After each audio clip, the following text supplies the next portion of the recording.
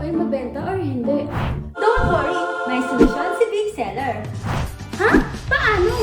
Sa Big Seller, pwede mo nang ma-monitor ang sales analysis, store report, order report, at profit report. Need mo lang i-authorize ang lahat ng store mo sa Big Seller. Ang sales analysis ay nagpapakita ng kabuang kita at mga gastos, kaya't madaling makita kung gaano kalaki ang kinikita o nawawala. Ang sales analysis ay nagbibigay ng datos kung aling mga produkto ang mabenta o hindi.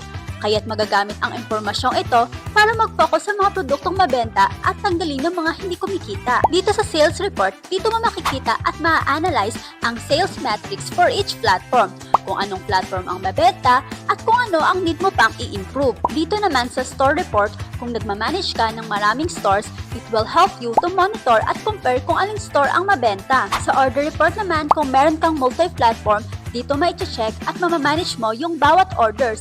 It will save your time and effort to compare and check each platform. Dito naman sa profit analysis, mako-compare mo ang profitability across different platforms. Sa ganon, ma-identify mo anong channels ang most profitable.